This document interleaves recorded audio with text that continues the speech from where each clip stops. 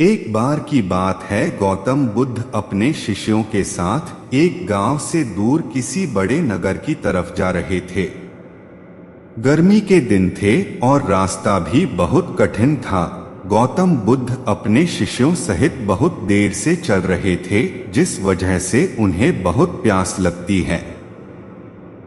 वहां से कुछ ही दूरी पर बरगद के वृक्ष की एक घनी छाव थी। सभी लोग उस वृक्ष के पास पहुंच जाते हैं। महात्मा बुद्ध अपने शिष्यों सहित वृक्ष की घनी छाया के नीचे विश्राम करने लगते हैं। बहुत देर से चलने की वजह से सभी का गला प्यास से सूख रहा था। यह बात बुद्ध जानते थे। बुद्ध ने अपने एक शिष्य को कहा, आप इस बरगद की छाया से 20 कदम दूर जाकर बरगद की 2 बार परिक्रमा करके वापस आओ। शिष्य वैसा ही करता है जैसा बुद्ध गौतम बुद्धा ने बताया। परिक्रमा के बाद जब शिष्य महात्मा बुद्ध के पास आया तो बुद्ध गौतम बुद्धा बोले कि क्या आपको किसी ठंडी हवा का अनुभव हुआ था? शिष्य बोला, हाँ महात्मा बुद्ध, उस उत्तर दिशा की तरफ से मुझे कुछ ठंडी हवा की अनुभव हुआ था। शिष्य की यह बात सुन महात्मा बुद्ध शिष्य से तुरंत बोले कि उसी दिशा में चले जाओ, जरूर वहां से कुछ ही दूर पर एक तालाब अवश्य मिलेगा। उस तालाब से सबके लिए पानी ले आओ। शिष्य उसी दिशा में जब कुछ दूर जाता है तो वहां सच में एक तालाब होता है। तालाब देख शिष्य बहुत प्रसन्न होता है और तालाब के निकट जाकर जैसे ही तालाब से पानी भरने वाला होता है, तभी शिष्य की नजर वहां दूर तालाब में कपड़े धो रही कुछ स्त्रियों पर जाती है। यह देख शिष्य मन में सोचते हैं कि यह पानी तो गंदा हो गया है। लेकिन जब शिष्य ध्यान से तालाब के पानी को देखते हैं कि अभी भी तालाब का कुछ पानी साफ है, इतने में 2 बैलगाड़ी जोर से तालाब के किनारे से होती हुई निकल जाती है। बैलगाड़ी के पहिए तालाब की मिट्टी के ऊपर इतनी जोर से निकलते हैं कि तालाब के नीचे बैठी बहुत सारी मिट्टी तालाब के ऊपर आ जाती है, जिस वजह से तालाब का बचा हुआ पानी भी गंदा हो जाता है।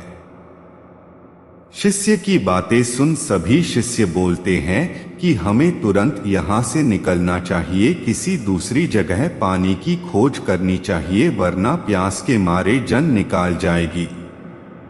इधर महात्मा बुद्ध सभी को शांत होने के लिए कहते हैं और बोलते हैं कि धीरज रखो, कुछ देर यही बैठो, उचित समय आने तक संयम बनाए रखो। सभी महात्मा बुद्ध की बात सुनकर शांत हो जाते हैं और वहीं बैठ जाते हैं। कुछ समय बीत जाने के बाद महात्मा बुद्ध फिर से अपने शिष्य को उसी तालाब से पानी लाने के लिए कहते हैं।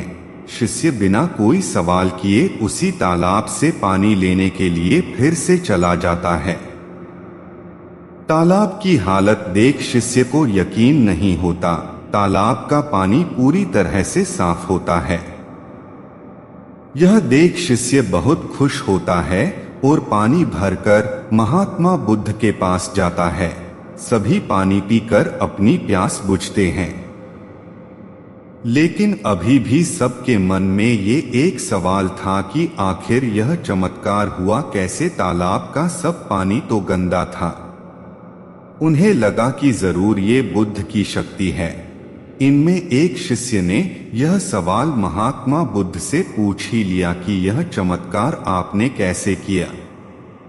सही समय का इंतजार। शिष्य का जवाब देते हुए महात्मा बुद्ध बोले कि यह कोई चमत्कार नहीं, यह आपके सब्र का फल है।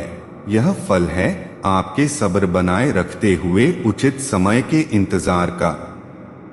जितनी देर हम सब लोगों ने सब्र किया, उतनी देर तक तालाब के पानी के ऊपर तैर रहे सभी गंदे तत्व और मिट्टी तालाब के पानी के नीचे बैठ रहे थे।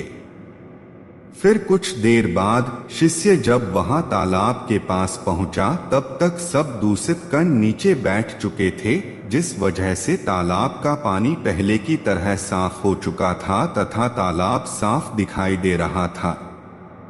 यदि उस समय आप लोगों ने सब्र न किया होता, धैर्य न रखा होता, तो आप सब इतनी गर्मी में पानी की खोज में प्यासे रहकर शायद अब तक मृत्यु को प्राप्त हो गए होते, क्योंकि यहाँ से अगला कोई तालाब है या नहीं, और होगा भी तो क्या उसका पानी साफ होगा या नहीं। इन सब कारणों से आप कभी प्यास न बुझा पाते और प्यास से मर जाते। फिर इतना बोलने के बाद महात्मा बुद्ध शिष्यों को एक सीख देते हुए कहते हैं कि जैसी स्थिति हम लोगों के समक्ष आज आई है, वैसी ही स्थिति और मुश्किल दौर जिंदगी के हर मोड़ पर आएंगे।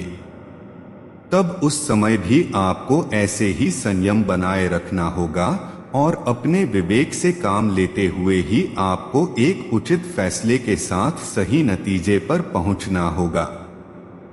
हर मुश्किल दौर में सब्र रखते हुए ऐसे ही शांत मन से ही कोई फैसला लेना चाहिए जिसका आपके और दूसरों के लिए अच्छा हो, क्योंकि ऐसी स्थितियों में लोग अक्सर गुस्से में आकर अपना सब्र खो देते हैं और गुस्से तथा जल्दबाजी में गलत काम और फैसला कर बैठते हैं, जिसका बुरा परिणाम उनको भविष्य में देखने को मिलता है, जिसमें खुद का नुकसान अधिक होता है।